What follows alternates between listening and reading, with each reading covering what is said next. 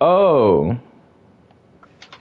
Hold on, can you hear I me don't know now? if it's just my phone. Pull it up on your YouTube real quick. It's alright. We're streaming, hold guys. on. This is something. Oh, there you go. I hear you Yeah, now. yeah. There it goes. It was muted. Okay, my bad.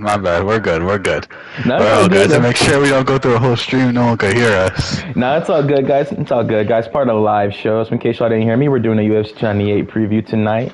And yeah, man. But yeah, that Miranda Maverick fight was pretty good. It was all right, man. Just we're gonna see if Lee sticks around. She's on a 4-fight losing streak. It's unfortunate for Andrea Lee. It's always been kind of a a little bit of a fan favorite. Of course. But hey, it's the UFC. You're gonna win some, gonna lose some, and we'll see what she decides to do. But yeah, man, that Oban Elliott versus Valentine Woodburn, that first round was like absolutely insane, bro. Like. Mm-hmm. It was crazy, dog. I agree. Woodburn, Val looked good, bro. He looked good for like a little bit, but then you saw the heavy breathing, and once you see a dude breathing with their mouth open, obviously you hear it, right? You hear all the commentators talking about it, and then you see it. You see like the fatigue. Yo, what's up, Thomas? They were getting mad at him. What's going on, Thomas? How you doing? They were getting mad at Val that he kept going for like a. What was it? He kept grabbing the leg and going for the takedown and getting himself taken down. It was like he didn't have it in him. It was that third round. They said you have to fight, and the last punch he threw, the only punch he threw were in like the last 8 seconds. So like, what are you gonna do, man? Yeah, nah, man, this is a part of the fight game, and I really think like the weight cut really had something to do with this performance as well. That was his first time fighting down at welterweight. Also, shout out to Thomas Manzero, man, pulling up to the chat. Thank you so much, Thomas. But yeah, man, dude. It was just unfortunate, he's 0-2 inside the UFC. I do think they like him, man. He at least brings the fight when he pops out in the matchups, man. So I think they're gonna probably give him one more. Probably is, on another low-level welterweight. I definitely think he should stay at welterweight. He's still a little, he's definitely way too small for middleweight. And I think, welterweight could really just do him some good with the right matchup, But yeah, Oban Elliott looked good too, man. Like the way he weathered that storm and like he just took over with the grappling and stuff like that. That was pretty fire, bro. I'm not going to lie, I don't know how he survived some of those punches in the first round. I could have sworn it was just going to be a Val first-round knockout once that fight started. Yeah, no, exactly. Crazy first round. Exactly, yeah. And yeah, guys, we're just waiting on this level to load so you can get this gameplay going. Yeah, go ahead and kill some zombies. And yeah, like that next fight with Danny Barlow, man, like that left hand of God, man, that shit was pretty insane, bro. Like that really, like that left hand really did send him to God, indeed. Like, TKO over Josh Quinlan. Good win for Danny Barlow, man. I really thought he set a good pace on him. Through all 3 rounds, and he looked great. Face some adversity with that cup shot, but it's a part of the game. You feel me? And yeah, man, how'd you feel about it? That was wasn't that like 2 cup shots and like an eye poke, like, right? Yeah. Wasn't there a bunch going on that fight? There was a bunch, yeah. People always say like, it's true. It affects the fight. I mean. It's just one extra thing you have to deal with, more pain tolerance you got to deal with. So exactly, it was a good fight though, dude. Like I said, that was that was what, Contender Series versus the Roach. No. Which no. That was the next fight. Barlow and Quinn. Yeah. Okay. Yeah, that was a good one though. So Barlow's still undefeated, right? Yep. Yeah, both these guys came off Contender Series. We saw with Josh Quinlan when he got popped off the drug test, and then he had lost to Trey Waters. Of course, it's 2 back-to-back losses for Josh Quinlan. It's a knockout loss, though. It's pretty devastating, man. We're going to see what happens, yo. But speaking of knockouts, this next fight, yeah, man, we said this on the preview, if you guys caught our preview. First round knockout. Everyone said it. Exactly, yeah. Like, either way, and everyone knew it was going to be a car crash. And yeah, man, it's really shout out to my boy Pickham for popping out for this preview with us when we predicted this fight. It was pretty crazy to see it end in the way that it did, even though everyone saw it coming. It was pretty funny. Like, my stream buffered, and it was when, like, Ribeiro overextended throwing, like, a right hook. And then, like, the next thing you know, like, it comes back and, like, he's just out cold. It was like, yeah, that's fighting for you, bro. Yeah, and that shit was pretty, like, that shit was pretty crazy. But yeah, man, got some zombies going on. Holy shit. There we go.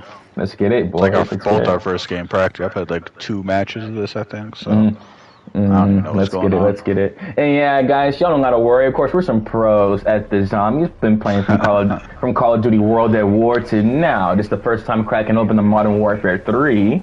So we're gonna see what this game has for us. You feel me? Let's go ahead and get it. Zombies up there, man. Yeah, exactly. But don't worry, y'all. We're not gonna lose sight of the MMA as well. We know what's up. But like, yeah, man, you picked Sean to get that knockout. So how'd you feel about that, man? Yeah, I mean, first round knockout, man. We'd love to see them. You know, it's as simple as that.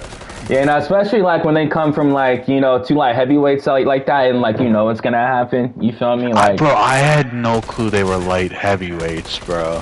Right? Yeah, 205ers. Yeah. Nah. Yeah. Calling out Alex Pereira. I mean, I wouldn't do it, but exactly. To each their own, right? I mean, hey, man, shoot for the stars, aim for the moon. You feel me? Like, we're gonna see what happens. That's obviously a massive step up. Not gonna happen. For being realistic, but we go ahead and link back up with the boys. But yeah, I mean, either way, you know, it's still a good performance. And like, for Ribeiro, we're gonna see how he bounces back. And he looked good coming off Contender Series himself, you know. But it's like, yeah, man, that's the luck of the draw. Sometimes it's gonna be your turn to lose, and you know, it was his last night. You know, oops, someone's already hit this crate. Ooh, nah. You ping on this game. Did you see the ping or no? No, it didn't work. Nah, I'll keep it R1. It's all good. No. Oh, ping up. Let's go to that. Let's get it. Let's go. Hell yeah. So I didn't know we were forced to get a random, but since we do, I guess he's gonna stick with us. No, it's all good. Hey, the more the merrier. Yeah. Always welcoming the homies with open arms. And yeah, yo, that next fight, Renya Nakamura, the hybrid, bro. Dude's kind of a monster. I'm not gonna lie to you. Ooh, that ether. Bet. It's right down here somewhere. Yep, right here's the bounty. Right. Let's get it. And yeah, man, Renya Nakamura, like, in my opinion, I know, you know, 28's fairly young for the bantamweight division. Of course, he's not even 30 yet, but I would like to see Renya Nakamura, honestly, they took some damage off that, get a ranked opponent next. No, I get it, like, that was only Carlos Vera, in terms of the opponent, but I think that he beats a lot of the lower level bantamweights, so I really would like to see Renya Nakamura get a step up. And now remind me, that was the fight. Carlos Vera was the dude who was grappling with him the whole time, right? Yeah. You know, trying to get the subs off his back and stuff like that. So, he popped his shoulder or something? Did he? I get. Damn. Was one of the? I know one of the fights someone popped their shoulder. I can't remember if it was him or not though. Right. I think it was him because he couldn't get the leg locks because he messed up his shoulder. Yeah. Shoulder. Yeah. Right. The fuck, bitch. Fucking mercenary. It's a bunch of like loot. Got it. Motherfucker. Excuse the language, y'all. Just getting locked in the game. And yeah, man, again, like I would like to see Renya get up there. Ooh, gotta get the boy up. We got you, dog. No problem. Swaggy nut or saggy nuts. Oh, right. But I'm sure. Yeah, put this body armor on. I'm tripping. But yeah, man, like, we're just gonna see what happens with Renya. Again, like, before we leave off on that fight, I do want to see him get a step up. And yeah, man, I want to see him at least maybe get, like, you know, a 14, like, you know, rank 14 fighter, rank 15 fighter. Not too much. Definitely want to see how he fares against the upper echelon of the bantamweight division. Well, the lower upper echelon, you could say. But still, you know. Right over there. I'm heading to it right now. Yeah, I mean, the thing with that fight, it's like, it brings you back to that point. A lot of people, like, if you're gonna say something about one fighter, you gotta keep it with all the fighters, right? If you're gonna get mad at Bilal for not finishing a one-armed Gilbert, right? Renya should be finishing that dude, right? Like, one arm, especially with all the grappling. They're both grappling each other with one arm. It's like, I personally think you should be finishing him, but he was like, yeah, I mean, he still got the win, right? He got a very dominant win. Nah, I get it. I mean, hey, you know, you saw me, like, when we did our predictions. Ooh, I'm missing over here. When I did the predictions, I had him getting the finish, like, a sub in the first round.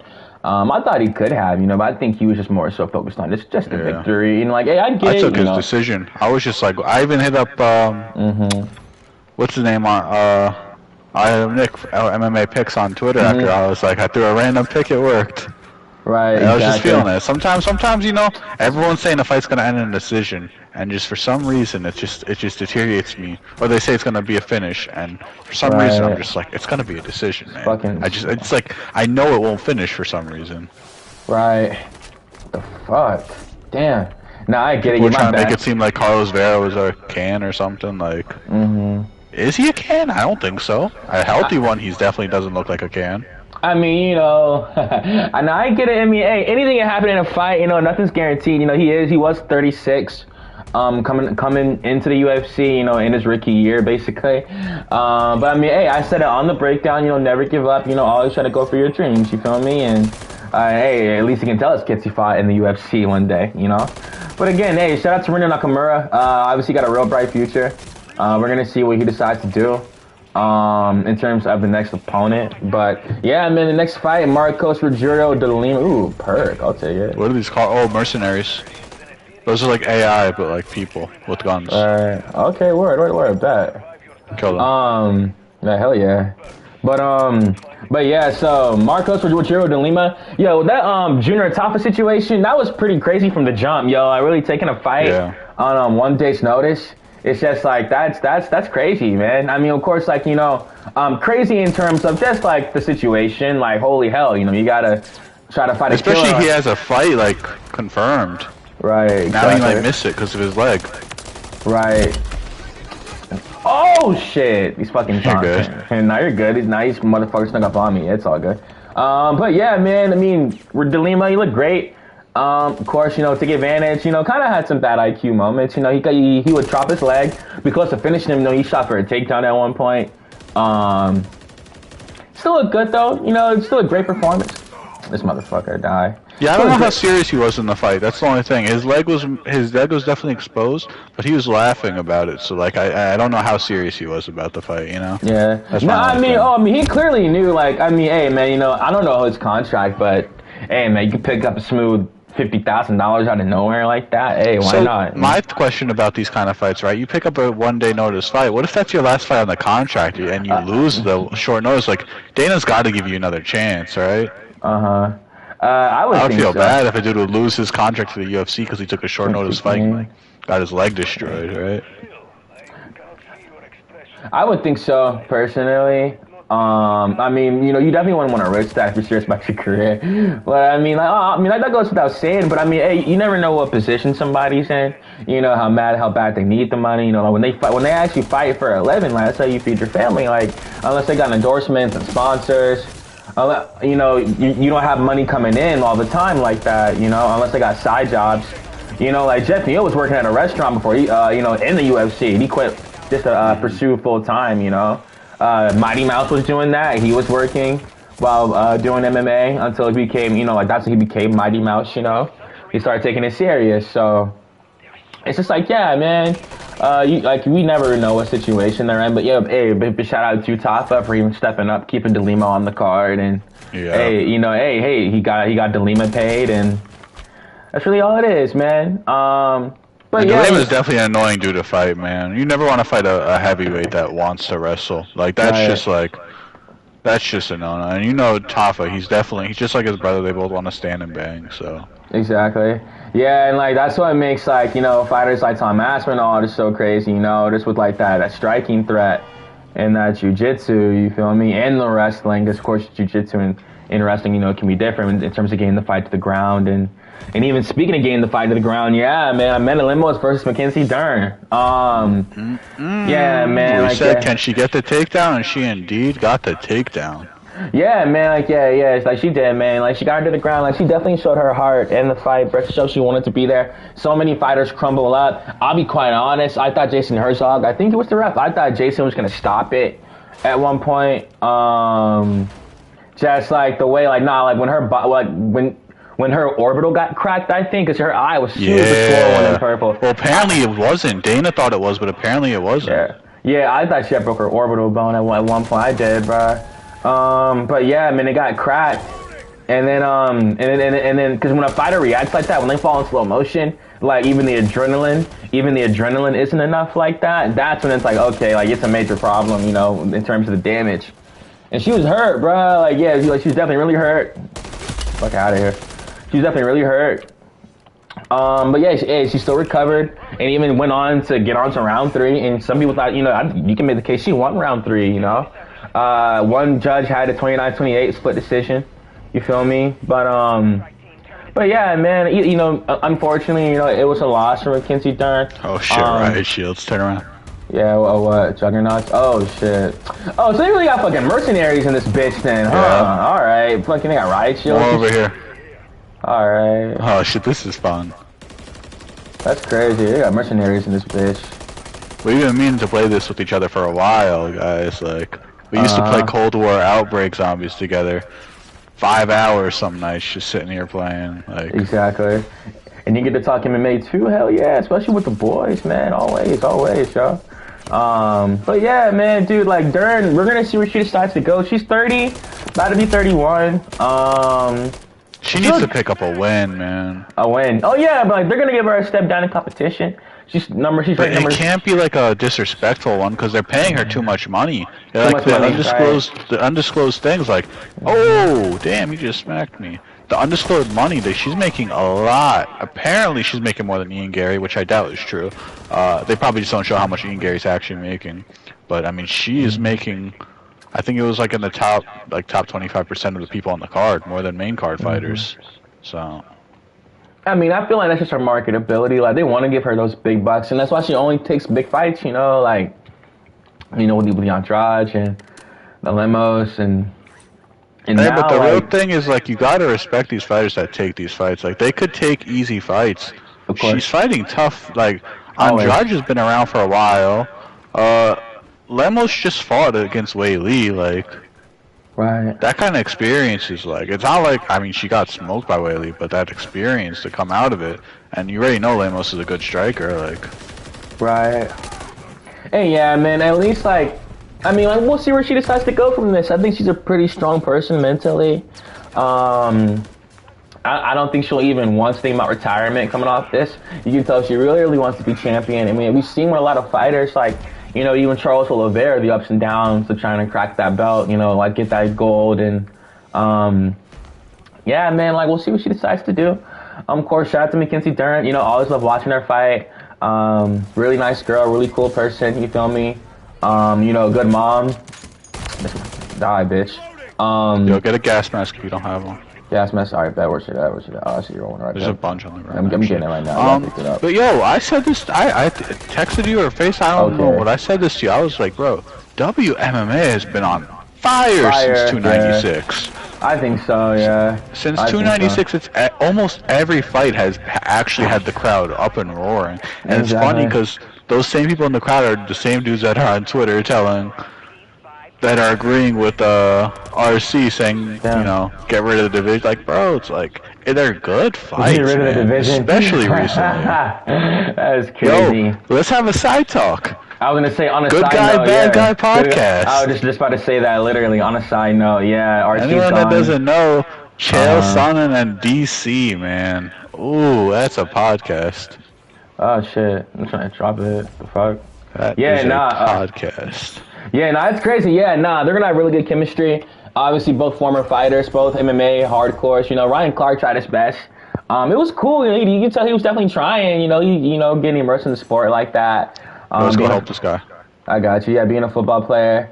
You feel me? But yeah, man, that's gonna be great. It debuts on February 26th. I'm pretty sure it's set. So, excuse me. It's gonna be fun to watch. Definitely can't wait to see what the chemistry is like.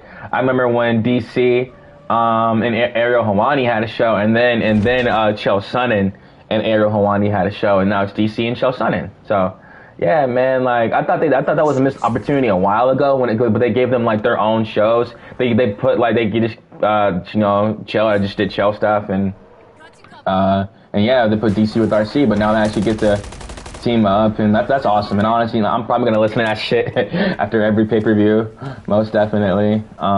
If they like brother. Of course do it, dogs. Of course, whenever they do it. Oh, here's a ray gun. Really? Damn, Rock Hunter. Damn, so it's just really random dudes in the lobby like that. Yeah, no, it's like a big lobby of a bunch of people, and then yeah, like Wow. you guys. It's not like you'll kill each other, but you're all sharing the lobby. And apparently, there's a 30-minute timer, so we should extract like, and then go into a new lobby. Yeah, I see. So make sure you're picking up loot that's like expensive. Oh hell yeah, hell yeah, hell yeah, yeah. I got hella shit, most stuff. Got a lot of stuff. A lot of stuff. Yeah, we could get back. So we were at Duran Limo, so we could move on. Fluffy versus Kopylov. Yeah, man. Like, yo, the pay-per-view opener, it was electric, like it's always supposed to be. Good performance for Anthony Hernandez, you know, for Fluffy. You know, got the fight to the ground, got the submission. Roman Kopylov looked good for a short notice appearance. Looked good, man. Like, you know, he tried his best. You know, just the wrestling was too much.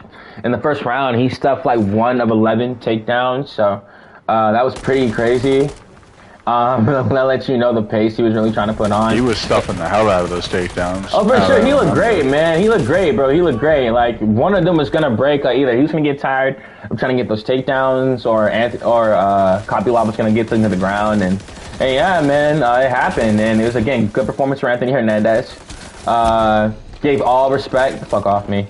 Yeah, gave all respect to Roman Kopylov, and yeah, man, like that was super cool to see. Like, it was just a really fun fight. And yeah, man, how'd you feel about it?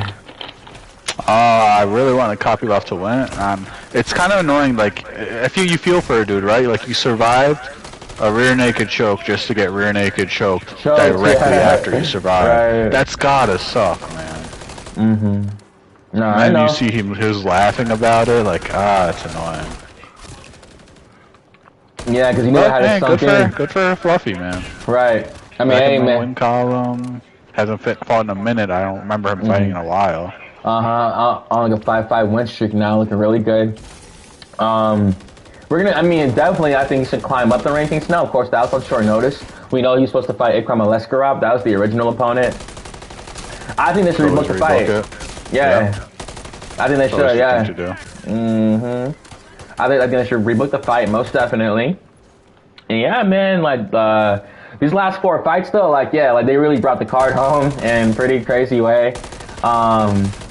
Every fight was just as intense as the last. And with Merab and Henry, that was crazy. Yeah, nah. Yeah, Rock Hunter's about to get, oh, dude, yeah, that's crazy. I don't even want to talk about it. It sucks, man. Oh, yeah, Henry, yeah, that was sad, bro. You saw that. He didn't even get a post-fight interview, you know, because Merab was taking too long, and like, yeah, like that was sad, bro. But yeah, shout out to Merab. It was a great performance, absolutely. You feel me? He looked good, man. He looked good. Really claimed his title shot, 10-fight win streak now for the Georgian fighter. Yeah, man, I think there's really nothing much left. But the title shot for Merab. I think we all know what's next. The winner of Cheeto versus O'Malley. Regardless, whoever that is, he must get a title shot. And yeah, I mean, it's what it is. I want to see O'Malley versus Dwashvili. I think it's a pretty honestly entertaining fight. I mean, I think people are sleeping on it. I want to see how Sean deals with that pressure. Hey, he picked us up. I want to see how Merab deals with that stand-up, because Henry was tagging him. Exactly. Oh yeah, he was wobbled. He was definitely hurt. He was definitely hurt for sure. Like, he was hurt. There was definitely in another world a first round finish for Henry. For Henry Cejudo, most definitely. I agree. But it's just demoralizing to see him get lifted up and carried like that. Oh, that was good. Oh yeah, bro. Not knowing who he is and what he represents as a wrestler. Bro, in the wrestling community, like, exactly. And you saw what John Anik said about that. Like, he said he thought it was a little disrespectful to the future Hall of Famer. But as he has him on the ground, like, and you know that he did it, that was definitely to prove a point, most definitely. You thought this was like Cold War II? You shoot those? That's what I thought. Hell yeah. What do we have to do? Just protect. Yeah. Just kill him around him. You just farm it. But like, yeah, man, I mean, Henry, we'll see what he decides to do. I think he will retire, unfortunately. Not really much else left for him to, he already beat the game. What Merab is trying to achieve, Henry already did, which is UFC Bantamweight champion. And yeah, I mean, Merab's in his prime, man, 33 years old. Like, people might think he's younger. He's 33. He's in his, physical MMA prime. And yeah, man, it's just, I mean, he's not, I mean, I'm saying on a crazy win streak, he's like 17-4 now. It just, I mean, he was like, man, like 9-4 at one point or something like that. And like, just to really turn his career around like that, it's just like crazy, you know? And yeah, man, like he could be 18-3 if that real Robert Simone stuff never happened. But yeah, bro. And also I think like undefeated inside the UFC too, like that'd be crazy. But yeah, man, like, moving on up the card, that featured bout, Ian Gary looked great, man. Some people didn't like the performance, man. I thought he did what he had to do, man, was stay out of the way of the power by any means. It looked good, bro. Ranked number 8 now in the welterweight division, at least should be come Tuesday morning. And he looked good, man. I was really proud of Ian Gary, man. Went in there and he heard the boost, heard all the noise, and still just got it done. You feel me? Got that speed, cola. Absolutely. I'm not even using my PhD slider. I'm tripping. So yeah, with that fight, a lot of people are pissed, but like, so a lot of people are pissed. Thing is, like, if he went into the like they like even the press conference, some dude even asked Dana like what he thought about it. It's like he won the fight, bro. Just because it wasn't a spectacular finish, like, bro, his game plan was to keep moving and jab away. That's the game plan. Sometimes that needs to be your game plan. Like, Shavkat's game plan was to take Wonderboy to the ground. Yeah, right. Like, you have to Yeah. I was going to say for Wonderboy. But, you have to realize, like, there's game plans. That's how you win fights. Like, Volk's game plan, like, we'll get to him, but, like, Volk's game plan was not to stand in the pocket with Ilya. At all. Like, you have to realize these dudes have game plans, and that's the only way they're going to win fights. Is by following their game plan.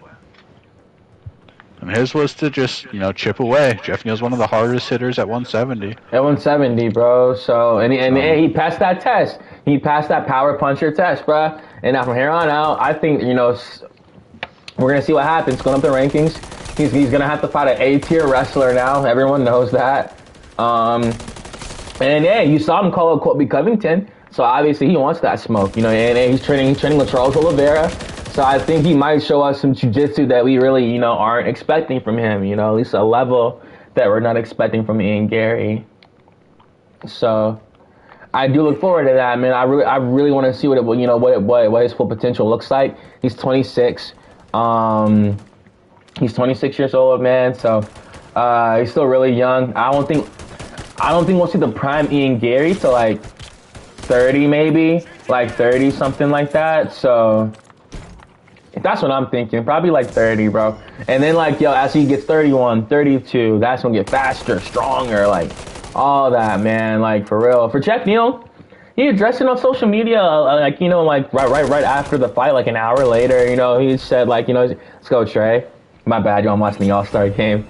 But yeah, man, it would just be, they're like, yeah, bro, Jeff Neal, like, yeah, he said that. He owned up to it, like he owned up to his performance, and he's just gonna try to come out and improve next time. Like that's all he can do. You get on the? I'll stop. Yeah. Yeah, like okay, you know, get on. Oh shit. Like that's all he can do. You feel me? And like that's it. Like you know, so it's unfortunate Jeff Neal lost, but it's fortunate for Ian Gary, you know, that he won. And that's just fighting. And hey, we'll see what happens. Clearly, he's keeping his head up like he should. And yeah, I mean, he didn't get finished or nothing like that. It was just, you know, he had to close the distance. And Ian had a good game plan, you know? And yeah, bro, like, the co-main event was pretty insane. I'm not gonna lie to you. That was the best Costas looked in a pretty long time. Like definitely like in the last, like, you know, 2-3 years probably. And it was, you know, he looked phenomenal, bro. I said it in the breakdown that I really thought the Whitaker fight was going to light a fire under Costa, which it did, man. And that was really cool to see, bro. Like that was really cool to see him go out there, take it serious, like, and like really try to get that number 3 rank fight. I mean, like that number 3 rank off Robert Whitaker. And yeah, man, it didn't go his way, but hey, he gave a valiant effort still.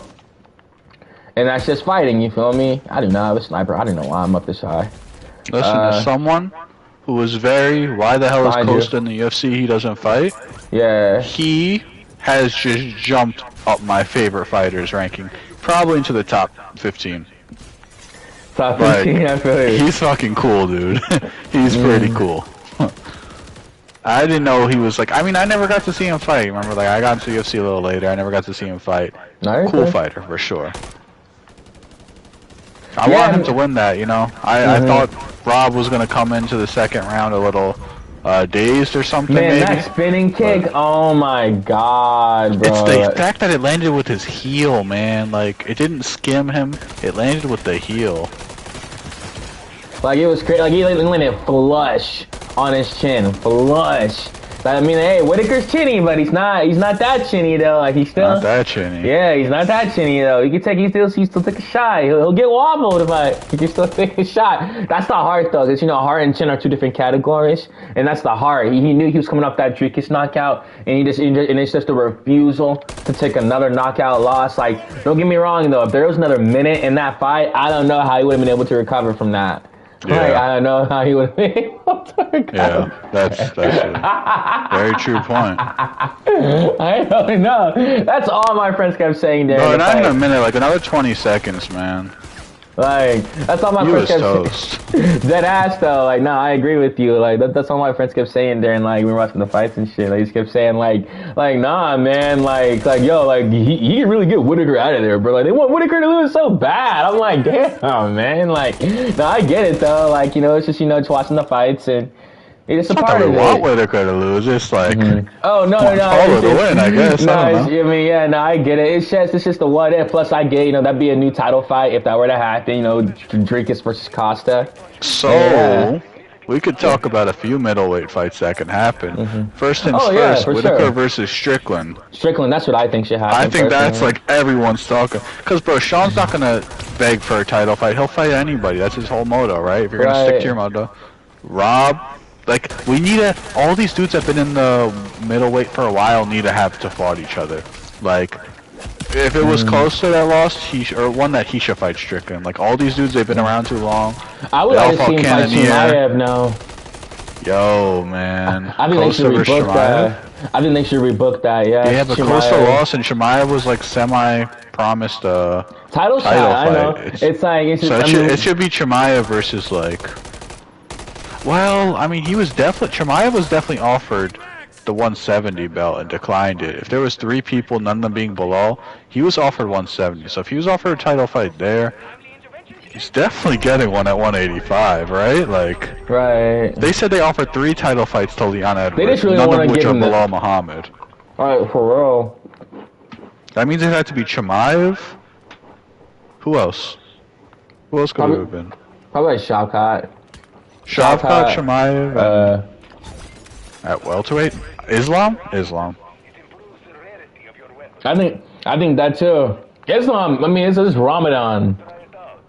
Yeah, so, but they probably offered it anyway to see if he would fight. Oh yeah, in a bag too. A bag, like 10 million, something like that. Like, they put the duffel bag on the table. So much money, it could barely fit in the dummy. Like, it's just poking out the creases, like, for real. You know, a lot of people, man. I mean, that's what they do behind the scenes. I really feel like to really get them to like commit like that, is put that bag in front of them, you know. But yeah, let's do one more spore control and then extract. That's fine. Medium rucksack, stronghold key. Want to do a stronghold? Nah, save it. Save your money. All right, but yeah, man. Let's pack a punch. Let's go pack a punch. That's fine. But yeah, bro. So we'll see what happens next. Costa versus Chimaev, I said that because it was booked, you know, like, we'll see if they rebook that fight. But either way, oh shit. Oh, fuck. Damn, got my ass, yo. Yo. Holy shit. Was that the thing that was riding by? Yeah, the mercenary, yeah, it's just the damn drive-by. We should go track them down, man. Oh yeah, nah, yeah, fuck that. Get back on. Get something, get back. Nah, I'm with it. Let's go. Peel off. Are we going into the tier zone now? Let me see on the map. I think so. We're no, we're not. I thought he was gonna not. bring us in. Next snap, I said we go in there. Next tier zone. You know, I'm down. Yeah, bro. Like, we'll see what happens in middleweight. A lot of fun stuff going on right now. We got Marvin Vettori fighting Brendan Allen. I would like to see Jared Cannonier get a title shot if he could, man. He's coming off a great win. He set a record on Marvin Vittori. You know, this is Jared isn't really much of a talker like that. You know, I mean, he's more of a doer. You know, he does it in the cage. So, like, it's unfortunate, but I do think Jared Cannonier could get a title shot. He had a win over the champion at the time, Sean Strickland, and still didn't get a title shot. Has Whitaker fought Cannonier? They did at UFC 254, but that was like 4 years ago now, so they could run that back. I think they do that, and then do Strickland, Chimaev, man, and Whitaker, Israel and Duplessis. Oh man, that's a rematch, bro. Whitaker versus Cannonier too. Get off. Gotta run from it. Is this a biohack? What is a biohack? Can we breathe in here? Is there a gas mask maybe? Our gas mask will probably break. I'm already wearing one. Do you want to see if we can get in there or not? No, it's not risky. What's the incentive? It's probably up in that building. But look at these zombies. They're so much harder to kill. Oh, you're in there? I'm about to fucking die though. No. Oh wait, nah, my bad. Nah. Yo, I got my fucking stamina confused with my fucking. Hold on, no, it's all good. I'm in here. Our guns are weak right here, bro. I don't know about this. Be careful. I'm trying to see at least what the incentive is. How's your gas mask? It's good. It's holding up. Okay, I'm coming in. Changing mags. I'm over here training. Just look for anything.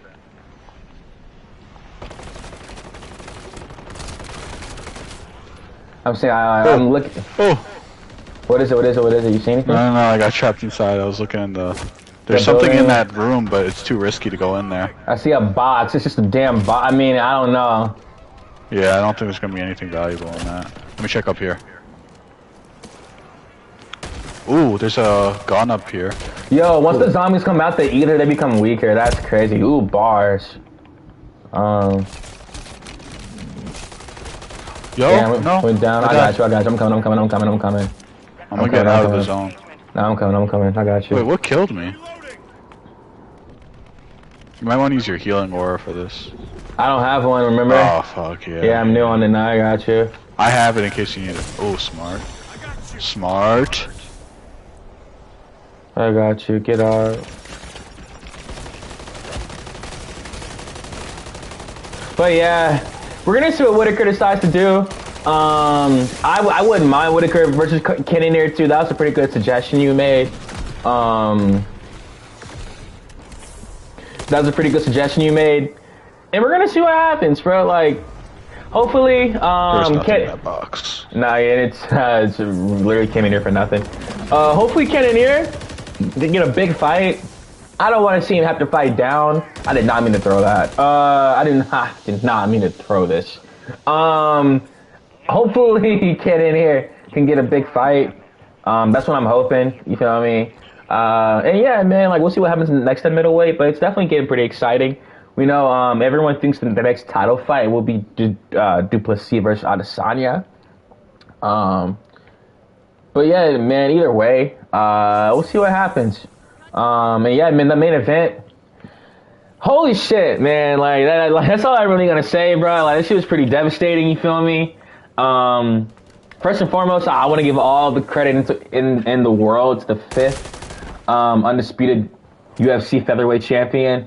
You gotta be happy when a man accomplishes his life dream in front of you like that. You can only help, but to do the same. Like the celebration just like was so heartwarming too. Like even if you're mad, Volk lost, he lost money. That shit's hard, bro. All his family had on the black hair. It's just like it's cool, bro. It's cool to see. Good for them all. I mean, hey, I get it, y'all, and like, hey, I get it. Even his girl was fucking shit on Volkanovski, and she was right. Her man went in there and beat his ass, like, I get it, like, I get it, man. It sucks, but I always say, like, man, in terms of sport like this, it's easy to get attached, especially to, when you can't.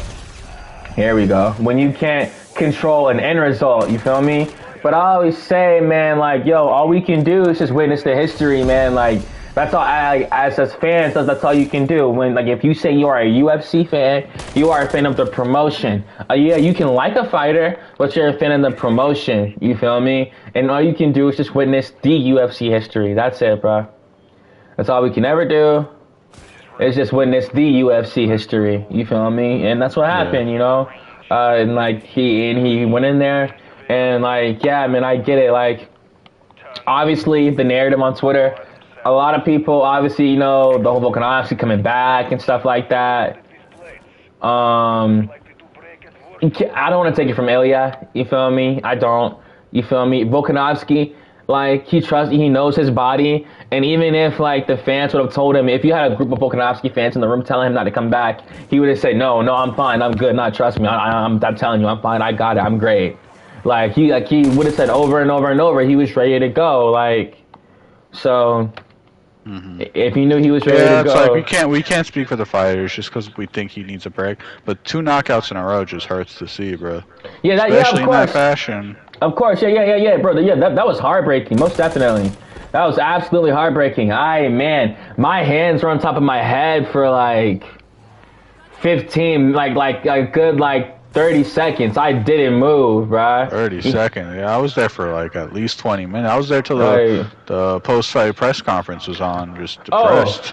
No, I watched the whole thing, but like, you know, when you're like, holy shit, you know, when you see something in person and you like throw your hands up like on your head and stuff like that, you know, like that's what I did. Like I threw my hands up and like I was just stuck for a good 2 minutes. Like I really like. It's just like, damn, man. And now it makes me feel worse because I'm an Islam fan, so like I was rooting for Islam and I was excited when he knocked out Volk, but now I'm seeing it from another perspective because I was rooting for Volk now, and it's just like, damn, man.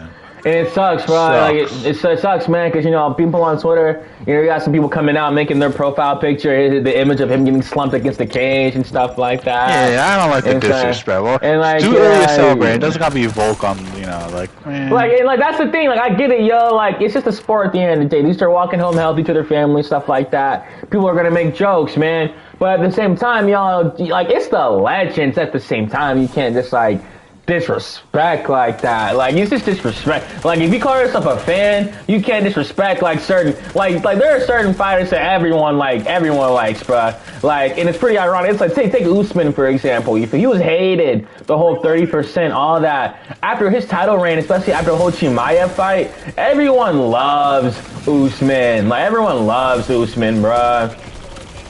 Like period. You feel me? Because, like, Usman, like, he was everything you wanted in a champion. And I bet you Dana misses Usman. Because Usman was active. He didn't duck anyone. He fought any opponent. He fought all styles. And he got better, man. He got better with the striking, like, and he tried to make his fights more entertaining. You feel me? He was active, man. He was fighting every 5 pay-per-views. Like, no exaggeration. Like, off, man.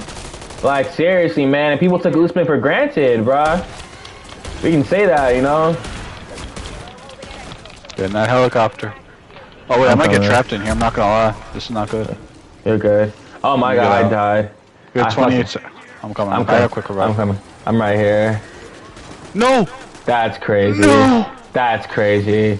That's so crazy, bro. Oh, damn, we all went down. That's so fucking crazy. Oh, we should have went to tier 2. I was about that's fucking crazy, man. That's crazy shit. That's so crazy. Y'all, I'm gonna say this now. This is a straight fluke. Helicopter? Absolute fluke. You feel me? Yo, wait, man, he made it. He got to self-revive. That's lit. Nah, he's gone. Yeah, fuck that. Wait, we should have crawled on the plane. I mean, I was trying. Damn. I mean, you know, dudes was definitely trying, but I mean, like, either way, but yeah, yo, like, that main event was pretty insane, bro. I'm not gonna hold you. It was pretty crazy, bro. Like, in either way, you gotta be happy for Topuria, bro. Like we said, you feel me? I fucking called for medic. I'm dead. That's so funny. But yeah, man, it sucks, bro. I'm gonna leave and join you back, Nikki. Hold on. Alright. Yeah. invite me right quick. But yeah, man, that was like, that was UFC 298 though. Either way, we'll see what Volkanovski decides to do. I think he should take at least a year off and just, a year. Oof. Yeah, I think take at least a year, at least. Man, let him come back in like October, November, December. I think we shouldn't see him till about next February. 38, man. He'll be like, no, 36. I mean, that's if he still wants to fight. Yeah, I thought he was 30. I don't know why I thought he was 37. No, it's all good. I mean, he could retire if he wanted to. He could retire, bro. He's done it all. He's debated, arguably the greatest of all time in a weight class, bro. So it's like, he could retire if he wanted to. He could do whatever he wanted. I think personally, I'd like to see him go off into the sunset. But you saw him in the cage. He asked for the rematch. Absolutely. You feel me? So there would be a Topuria versus Volkanovski too. You would have to give it to him. He defended the belt 5 times. What happened at lightweight has nothing to do with featherweight. You feel me? And yeah, man, I really think that if he asks for the title shot, they got to give it to him, in my opinion. And yeah, bro, like that's really what I believe. I think they should give it to him. And I'm telling you, man, it's just like, you can't control what happens in there. All you can do is be a fan, and that's it, man. But yeah, before we close out the card, though, how'd you feel about the number rating wise? Like, did you the card as a whole? Yeah, out of 10. My picks aside, that's like a 10 out of 10, dude. 9.5 out of 10. That's a card, bro. Like the prelims was crazy. The main, that's a 10, dude. That's a 10. Nah, yeah, I feel you, bro. Like for me, I probably gave it like a solid, I think a 9.5, 9, something like that. And definitely up there with the 10s for sure. I would call it a classic because you got, depending on what Topuria does from this, he could go on to become one of the greatest featherweights of all time, obviously. And yeah, man, like even just saying all this, it's like, yeah, if he does go on to become one of the greatest featherweights of all time, that would have made this card really historic because this would have been his crowning moment, and it would have happened right before UFC 300 at that, so that would have just been crazy timing. You feel me? No weapons equipped. I'm dead. I'm sure. Yeah, I lost mine. Now we have to complete Act 1 to get another weapon, so I have to use ground guns. No, I know. Hold on, let me just contraband on. But yeah, nah, it's all good. We got this shit. We'll go hit the mystery box this one.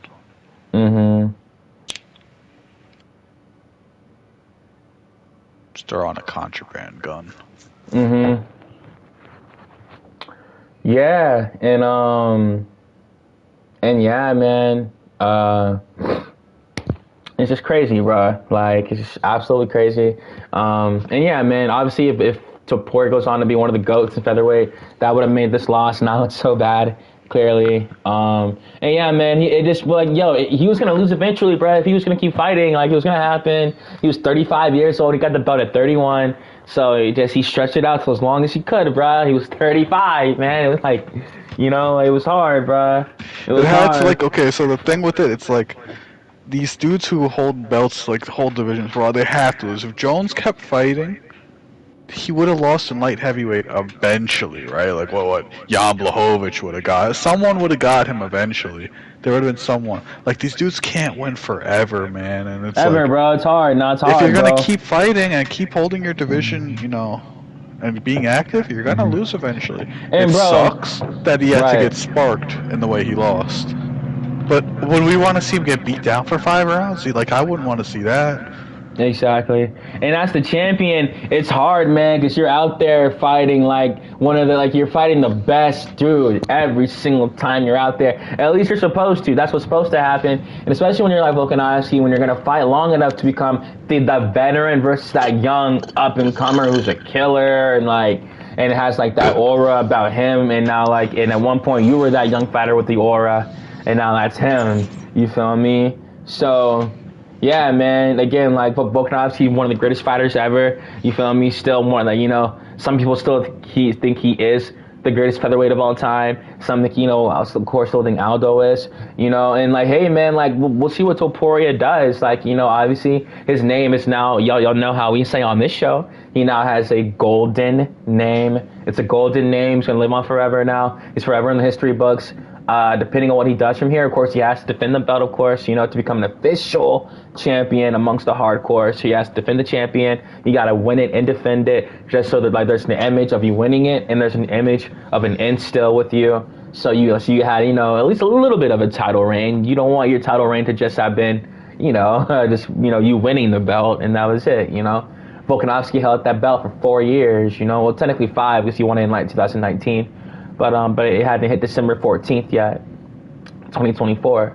So, yeah, man, like, again, all credit to Ilia Topuria. It's a magnificent performance. You know, and like, yeah, man, I thought Volk looked good in the first round. He was outpointing him. He like that, you know, John Ennick said he outpointed him, outpointed Ilia by 5 strikes in the first round. And yeah, man, but Ilia just adjusted, came through. They were in the pocket. Volk was trying to stay on the outside as much as he could. Ilia just kept coming through with the forward pressure. It was a devastating right hook to the finish, and just like that, it was over. You're ready real quick? And yeah, man, I got you. Hold on. Yeah. And yeah, man, but Volk was just about to get started. Like, I believe him. He was setting up that high kick all first round, and then it's like, or he's throwing the high kick all first round. I want to see why he was throwing that. He was probably going to throw like a 1-2 high kick combo, start getting, you know, his pressure on, and he just he literally just didn't get to it, and that's the worst part. Like, in a rematch, he gets to set up early. You know, like, I think a rematch would be good. Not right away. Let Topuria fight. Maybe Mavsar would be a cool fight. 2 undefeated fighters. Do that in Spain. As a main event. But you saw what Ilia said at the post-fight. He said he wants Mavsar to get a finish before he can even... And he also said he won't give Max Ortega or Yair a fight. So that's all the top 5. He's not going to want to fight Josh Emmett, so who is he about to fight? He's not going to fight Bryce Mitchell. Like, what ranked... Who does he want? He wants to fight in another division. And that's not going to fly with Dana, right? Like, unless it's Sean O'Malley. That's not going to fly with Dana. I think he's going to chase super fights. I think he's going to, like, I think the UFC wants that too. I think Dana, and like I saw. I think the featherweight has too many contenders for that. If they didn't have Max, who deserves a title fight at any point, he just wasn't getting one because it was Volk, then you have Yair and Ortega fighting. And it's a 5-round fight. You got to realize one of them just is next in line for a title. Like, and I agree, yo. Like, I agree. I mean, like, we're gonna see what happens. Like, we're gonna see what happens, bro. Like, well, I mean, Topuria. Like, I mean, obviously he has to fight some of these guys. He can't just skip over them. I would like to see what Topuria versus Rodriguez looks like. I want to see what Holloway versus Topuria. Holloway, because Holloway is high output versus hard striking. I mean, also that boxing Max too. rocked like that. And that boxing too, because Max is a great boxer himself. You feel me? So it's just Ilia would obviously have the power advantage, but I mean, Max obviously has a legendary chin, if not the greatest chin of all time. So I want Merab versus him somehow, but Merab's waiting for a bantamweight title fight. I would love to see Merab versus Ilia. I mean, like counterparts of each other. Right. Like, that would be amazing. I get it. Yeah, that'd be crazy scrambles. I mean, we saw how Ilia call out Sean O'Malley like a long time ago, like the old press conference when they were like promoting UFC 298. So like that show, like that seasonal press conference. So Topuria already had that in his in his crosshairs. He really wanted that matchup from the beginning. I think that'd be fun, man. I think they make that matchup. 2 big stars like that. He would call out Sean, so Sean would have to cut anyway. None of them have to kill each other to make the weight. You know, like, to make it, like, Sean could go up to featherweight. He would, like, he'd be, it'd be cool to see him, with like a little bit more weight on him, putting on 10 extra pounds, especially having his tall frame at 5'11" like that. in the power exchange would be good. I wanted to see if like Topuria will be able to track down O'Malley with Sean's footwork and stuff like that, knowing like how good it is and all that. But I just don't know, man. Like, I really think that like just even trying to talk about that fight. Obviously, Sean has to get past Cheeto first, and then we all know it's just us two this time. Let's get it. Obviously, turned off. It's private, but let's get it. Finding team. Well, there's still people in the lobby, but I just turned off teammates. Cool. Gotcha. Sounds good. That's fine. Yeah, man. Like, we're gonna see what O'Malley does. It's at 299, of course. But yeah, man. Topuria, all credit to him to close out UFC 298. We have a new featherweight king. As of right now, he's officially the best 145-pound martial artist on planet Earth. Yes, he is. And yeah, man, like, it was cool to see him really, he really talked all that shit, man. And like, it's crazy. Hey, yo, and I get it, yo, a lot of people didn't like it. A lot of people feel like it's cocky. Guys, like, I always say for that, like, guys, like, when you're fighting, especially in the Ultimate Fighting Championship, you have to literally be so confident. You're fighting these dudes that come from all over the world. Y'all don't know how talented. Some of these dudes might come out of caves as children, and that made them absolute killers. Like, but they're fighters though. So like they, use that aggression for fighting. Some dudes like fighting. Like it's like when Khabib was in an interview talking about, I wanted to bite Connor's heart when he was, when he jumped over the cage like that. That's what he said he was trying to do. I was trying to eat his heart, eat his heart like a cannibal, so. Sick. Very sick. And yo, you're good. And even then, Alexandre Pantoja, his nickname is the Cannibal. You feel me? So that lets you know, this like these dudes in their mind, they have to be like killers in there, man. Like for real, you had to be like a total maniac inside that cage. But you had to be an athlete with it. And of course, it's martial arts at the same time, though. Everything you see in the movies, everything you see in anime, it's all concurrent with the sport. It's all concurrent. They have to have humility. They have to show respect, to senseis and all that kind of stuff, But just like animes as well, you're gonna have those dudes that talk a lot of trash and win, and martial arts and sports in general, Just like, a lot of other athletes, if you talk trash, you can back it up, man. Like that's all that matters. If you win, hey, that's all that matters, bruh. Hey, yeah, man, that was UFC 298. We got UFC 299. About 3 weeks from now, I think March 9th is. Yep, 3 weeks. 3 weeks from now, so it's not too far. And of course, the next card we got is the UFC Mexico. Can't wait for that, y'all. It's always good, like especially in like the era of the Apex, y'all, when we have 2 fight cards back to back that got fans and stuff like that. Like it's just really refreshing when And also the UFC Mexico card. Y'all, like that start time is 7 p.m. prelim, and it's a 10 p.m. main card. So it's like a pay-per-view, the UFC Mexico card, y'all. So that's pretty crazy. Grenade. My bad, thought I was gonna throw one. I was reloading. Fuck off me. But on your left, on your right. Yeah, you gotta kill these zombies off the thing. No, you're good, we got it. Nuke. Nice. Yeah, we got it. Nuke. Had to get serious there for a second, y'all. Thank y'all for watching MMAHOLICS as we continue on with the stream. This gaming stream, just chilling, popping some heads, talking some MMA. And yeah, just with that, we move on to the other news that came out last night. Obviously, it's always a big night when a UFC pay-per-view happens. And yeah, man, like a bunch of stuff goes on, whether rumors, Twitter fights amongst the fighters, new matches getting made, even though Dana says he doesn't make fights on like the night of the fights, stuff like that. He definitely has an idea. Oh, for sure, absolutely. And yeah, with that, we got our UFC 300 main event last night, y'all. Obviously, it's going to be, for those that don't know, it will be Jamal Hill versus Alex Pereira. Well, it's going to be cool to see this fight finally come to fruition. Obviously, we saw at UFC 283 the last time Jamal Hill was in the octagon was when he became the UFC light heavyweight champion. On his way outside of the octagon, Alex and Pereira and Jamal Hill did a massive stare down. If you paid attention, like they really like sized each other up really, really hard. And that's when Pereira was the middleweight champion. That was right after UFC 281, so they really could have made that fight at the time. Of course, Israel Adesanya was owed a rematch, so that's what occurred next for Alex Pereira, where he was knocked out at UFC 287, of course. And yeah, going into that, obviously, with this fight now, Jamal Hill's coming off the major Achilles injury that he suffered during a pickup game at International Fight Week. Back at UFC 290, I believe it was. That's when he got injured during the International Fight Week when they were all out in Vegas and stuff.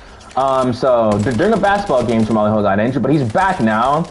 Now, I will be quite honest. I wonder if Jamal had enough time to recover with his Achilles. I am kind of worried about that. Yeah, I don't know. It seems a little early, but if he's good, he wouldn't take the fight, you know?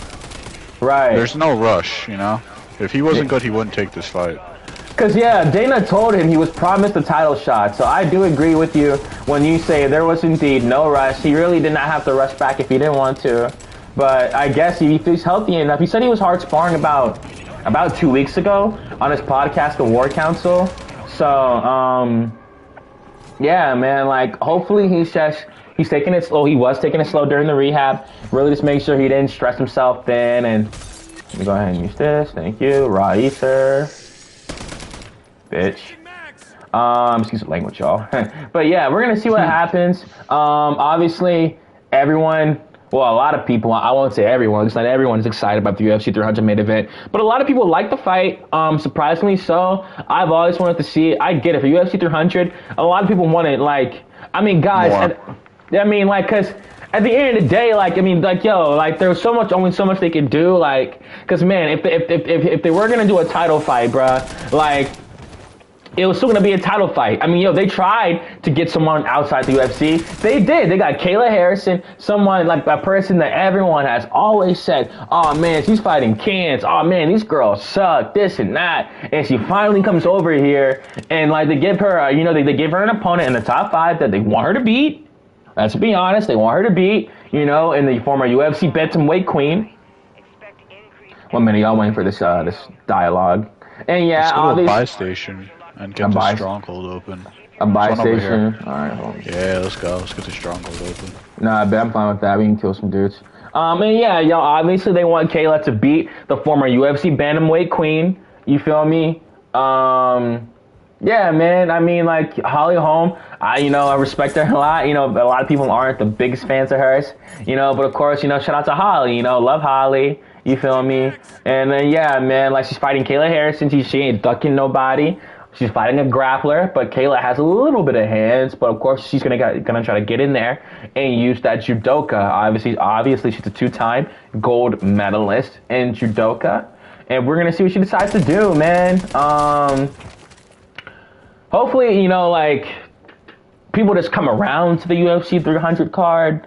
I only mentioned Kayla because, like, at the end of the day, guys, it was still gonna be like UFC fighters. Like, they wasn't gonna be one championship and 300. I mean, it wasn't gonna like they weren't gonna do that. Like, it was still gonna be like, UFC fighters, and they weren't gonna do no super fights because it's Ramadan, so, like, Islam is out, so they can't do they can't do Edward versus Makhachev. They can't. I do think they would have bypassed all meritocracy for the sake of doing a big fight for UFC 300. That's why Bilal Muhammad didn't even get offered a fight, I think, you feel me? And, like, they said they offered Leon Edwards 3 fights, you feel me? He was at that soccer game and said himself that he was going, like, he indeed was going to be fighting at UFC 300. So, like, the fact that, yeah, man, like, the fact that he never announced the fight, and, like, that's all, like, the title fights they have for it, like, that shows you, man, like, it's probably gonna be, it's probably gonna be Bilal. It just won't be this card. They couldn't get it done, and it's unfortunate, like, that, they don't want to give it to Bilal like that, but it is what it is. And yeah, man. So how do you feel about the UFC 300 main event? Like, do you like, Pereira versus Hill? Like, how do you feel about it? I like it a lot. It's scary because Jamal Hill's a very hard-hitting guy, and I'm waiting for you at the Mercenary. And Alex Pereira gets hit a lot, but I still think it's a really crazy fight. Don't get me wrong. Just nervous for him a little bit. Can't lie. Getting a little nervous for Alex Pereira. Right now, early prediction, no spoilers. Off the top of my head, I'm going Jamal Hill. Right. Early quiet prediction. Yeah. Okay. Early prediction. All right then. Now I feel that, man. I mean, hey, like I think people sleep on Hill. People sleep on bitch. People... Make sure you shield up. Yeah. I am. I can't jump through here. Okay. Oh, bro, you just saved my ass. I'm gonna see that on camera. You just saved my ass.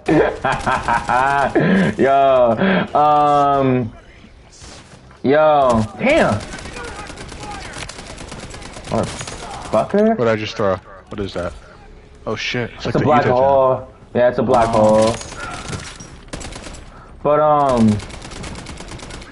But yeah, man, like. I think people sleep on Jamal Hill, man. I think he's really well-rounded. I thought he showed that at UFC 283 when he fought Glover Teixeira. A lot of people thought once Glover gets into the ground once, it's going to be over. And that was not the case in the slightest. I don't care if it was in the 5th round. We know how good Glover is on top. And Jamal Hill just slid right up from under him and reversed Glover Teixeira and got on top of Glover, which in my opinion, that's backpack. Where is it, huh? No, are you good? Still gaming after all. Still gaming. Hell yeah, I'm coming right now. And yeah, in my opinion, that, excuse my language, fuck off me. That was champion shit from Jamal Hill to be able to grapple at the last minute like that with Glover Teixeira. You feel me? And a lot of people thought once it hit the ground it was over. And yeah, man, he really showed that he works on all facets of the game. And he's been training since he was 18 years old. Like, I feel like people just look at his record and think he doesn't have a lot of experience like that. But he's been training for a long time. Excuse me. Make sure you equip the backpack and you didn't put it like. Yeah. I pressed X. Hold on. Let me stow it. I mean, yeah, equip it. No, make sure you equip it. Yeah, nah. Yeah, so I have it right here, so I can drop. Yeah, it's just right here. Cause I already have a medium one on me, so. And there's a 2-plate vest on the floor. I see. Yes, I got it. I got it right now. Yeah, I'm putting the body armor right now. I just got a unlocks Dokkaebi Fortress doors. Where's Dokkaebi Fortress? Dokkaebi Fortress. It's on the map. Looking. Damn, this map is big as shit. Yeah. Yo, okay. Dokkaebi Fortress. What's Fortress? I'm trying to look. Can you zoom in on the map? I'm just looking all over. I don't even see an area of Dokkaebi Fortress.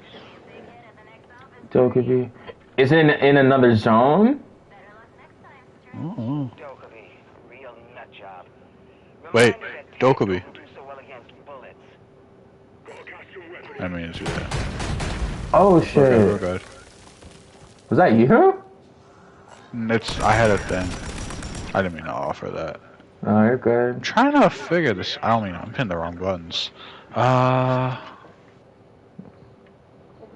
All-Star game. It's pretty close right now. Second quarter, 47-53 Eastern. Wonder if my stream froze on that.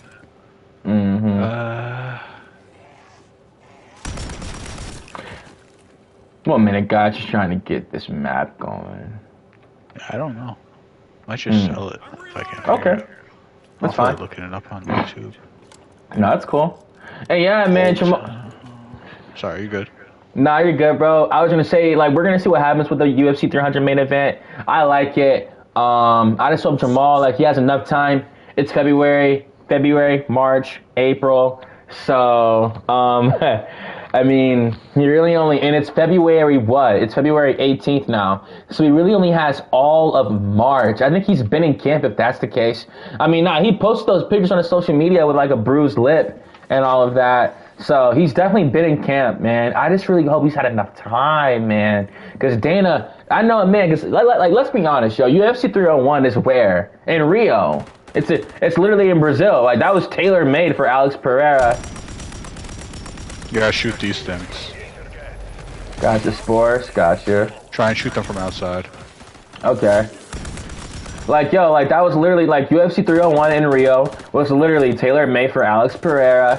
And yeah, man, and I feel like they really stole that title fight and put it on UFC 300. I feel like that's why Dana announced the UFC 300 main event, and like the way he did in a quiet room.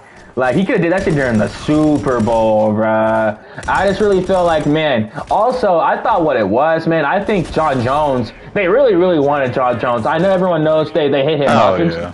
Yeah, I know everyone knows they hit him up and stuff like that. But I'm talking, if he never got injured back at 295, like if he would have beat Stipe and 5 pay-per-views later, I think Jon would have fought. If he had no injuries, bruh.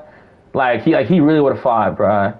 And then we might have gotten Jones versus Aspinall as like this the UFC 300 main event on as like a regular title fight.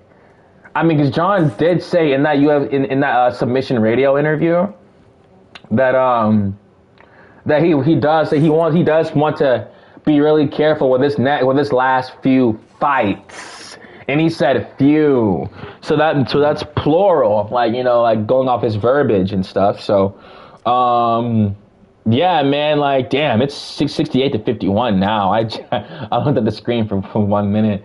Yeah, man, like, that shows you Jon really, he does indeed to stay. Maybe 2 more fights. I'm not surprised, man. He's making the most money in his career right now.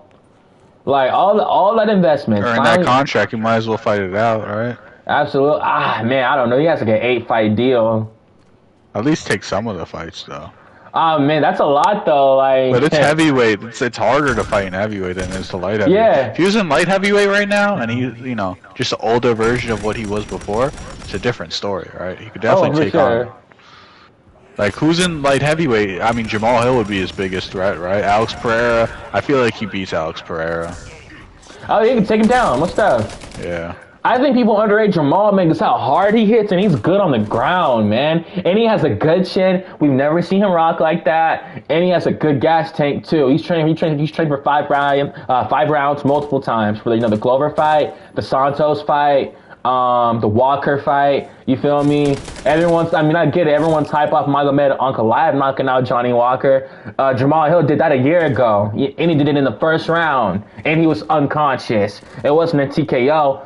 Johnny Walker. It was something like that. Yeah. When Hill knocked out Walker, I could go to Topology right quick mid game. I thought it was longer ago. It was like early 2023. No. It was like early 2023. I mean, like, Jamal Hill fought Glover at 283. Yeah. Late 2022. Yeah. When he knocked out Johnny Walker. Yeah. It was February 19th. 2022. It was early 2022. So like, yeah, he had already knocked out Walker. You know, my point being, and it's just like that. Yeah, man, Jamal Hill has always shown that promise. He knocked out when Jimmy Crute, when that was the whole prospect versus prospect fight, when he was fighting Jimmy Crute. He knocked out Jimmy Crute in like 38 seconds. So it was like come on, and that's before people thought Jimmy Crute was all on a hype show and stuff like that. That's back when he was a prospect like that. Like, that fight was like -110, you feel me? And he went in there and he knocked him out. He really separated. He showed his level, that he was like, one of those bright prospects, like one of those ones, And I get it. He has to show, like, because I get it, like, Magomed Ankalaev has the wrestling and he can strike, but Jamal Hill has striking too, and he can grapple too. He has good jiu-jitsu. Magomed's a better wrestler. I will say that on podcast, but I feel like Jamal Hill has enough grappling to definitely get back up to his feet, and he's a real strong individual. Magomed doesn't like force his wrestling until later in the fight. When he needs it, it's more of like a safe net for him. And he's gonna think he can strike with him. He's gonna think, he's gonna want to strike with him. And I think Jamal can hurt him on the feet. He has the same dimensions as his peers. He's 6'4" with like an 80-inch reach. He's a big dude himself. It's just people underestimate Jamal, you feel me? And they always calling him chubby. It's just his build, and stuff like that, It's also that in out of camp he is fat as hell. It's like, yeah, I feel like it's just, like his shape, you feel me? Calling fat as hell, damn. Well, where's the gut out of camp? I mean, I like, like that Prime picture, with him drinking that Prime drink is going around. And, like, he definitely has a gut in that picture for sure. But, I feel like that's just the off season. Because those dudes be so on when they're on, bro. And those training camps are so hard, bruh. Like, so hard. See if we could break this then. Oh, well, yeah, this fly shit. Yeah. Hold on. What's this? Fucking Remington. Bruh, get the fuck off me. I'm gonna hit the box when you're done. I picked up a Lockwood. Alright, I'm gonna hit it one more time.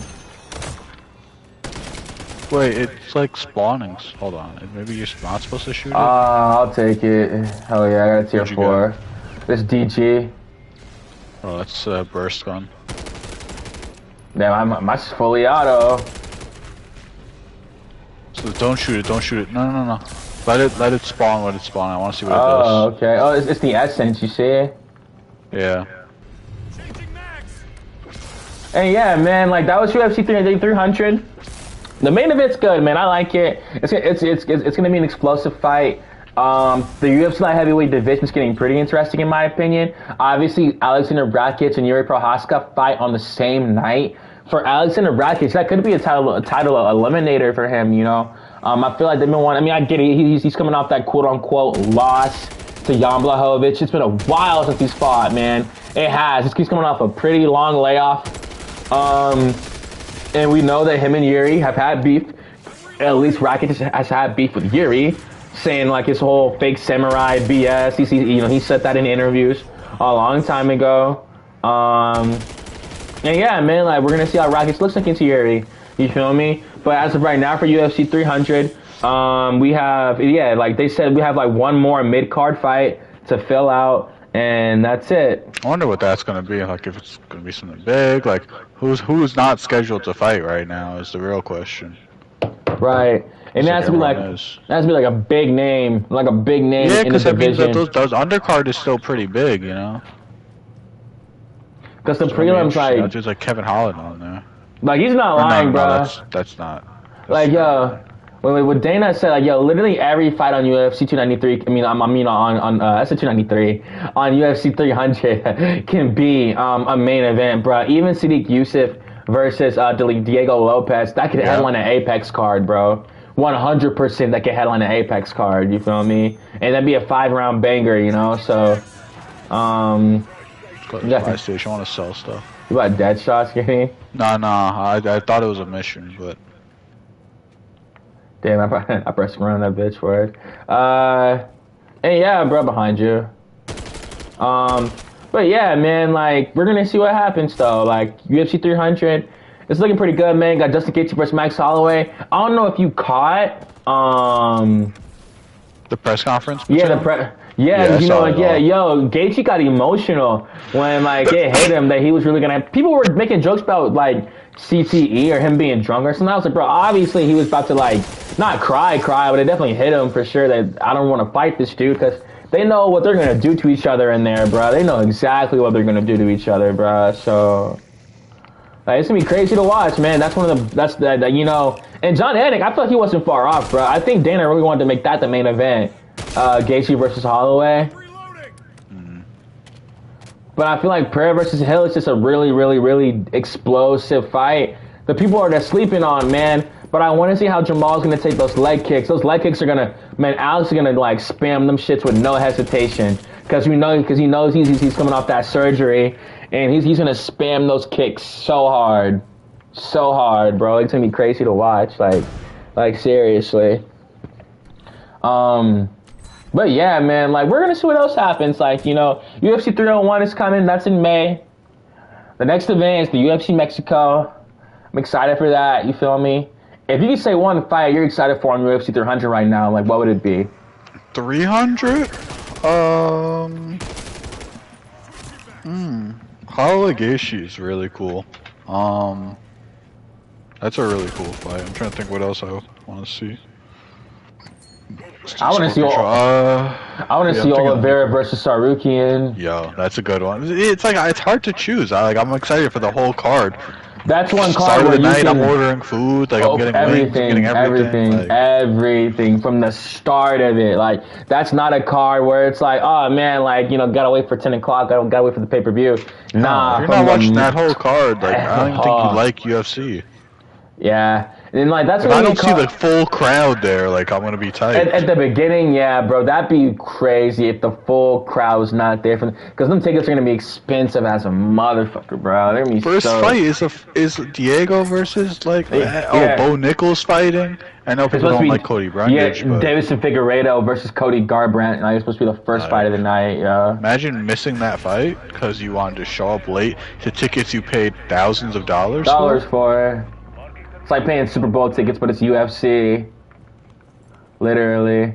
Because like that whole fight week is gonna be crazy. Like with the press conference, like I feel like they're gonna have like a UFC like seasonal press conference type of style for UFC 300. It'll have like all like it's like what? It's like gonna be 13 fights.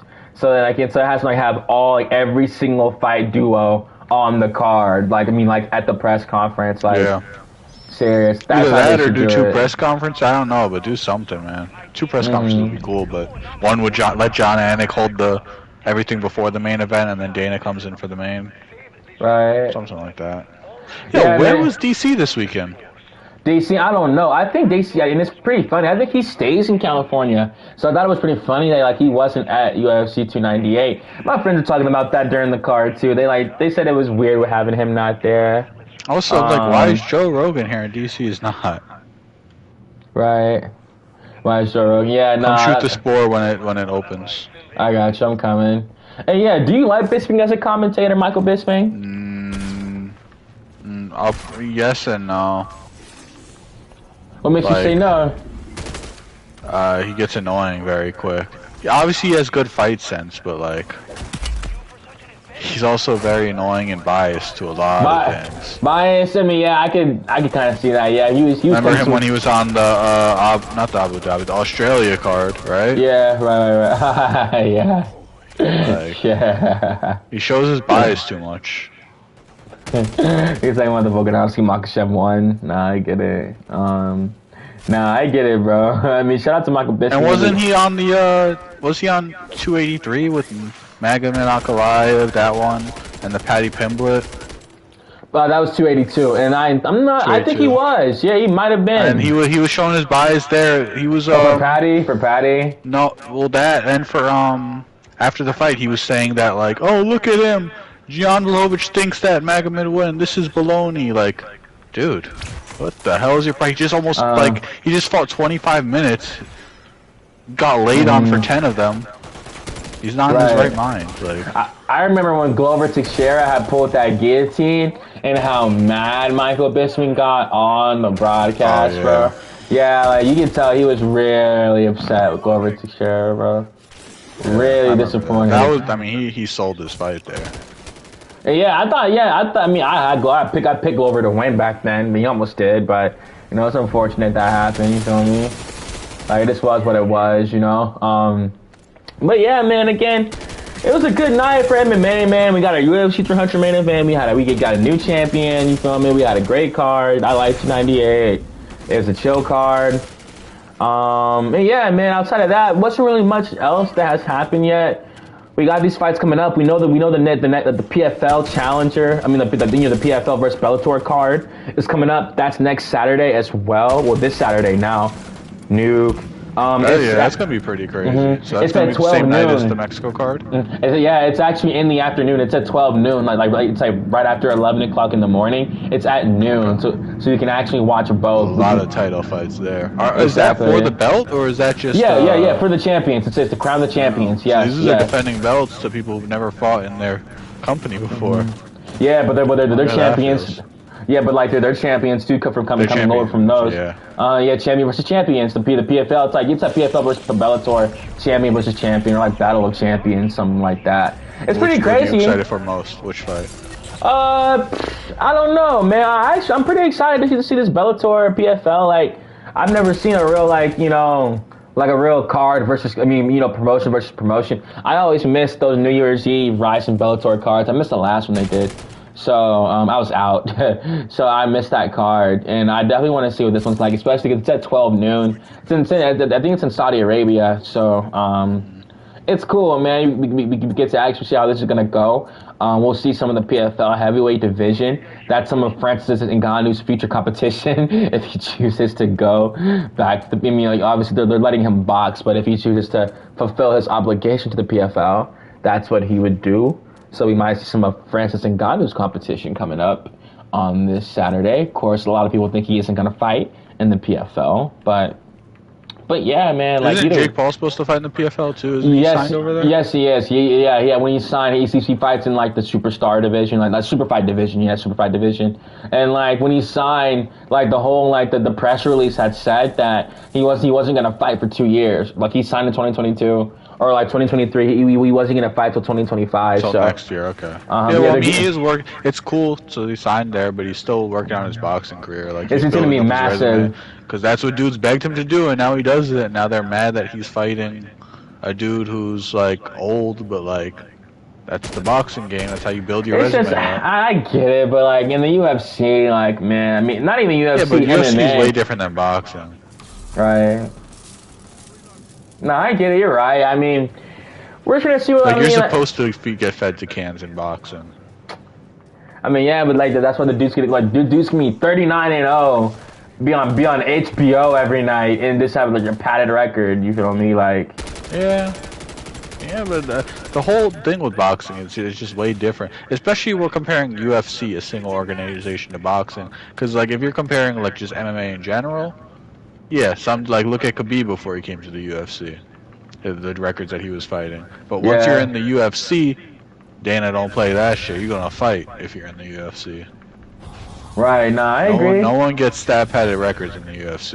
And I've always said, man, in a promotion where it's called the Ultimate Fighting Championship, I do think they really should. I mean, you shouldn't get cans. You shouldn't get layups like that. Not at all, bro. If you're on the back end of your career, but you're not about to retire, you could have one can, you know. Just like a legend, maybe, but at the same time, it's like if they want to continue to, because I mean, people, fighting's hard, man. No one like you gotta really want to fight. Like people that want to fight, like for me, it's always like the wrestlers to come out. Of course, people do martial arts with their children, all that kind of stuff. They love the sport of fighting. Like, it's always cool to want. Like you're telling me Cody Garbrandt didn't get some cans on his way back up.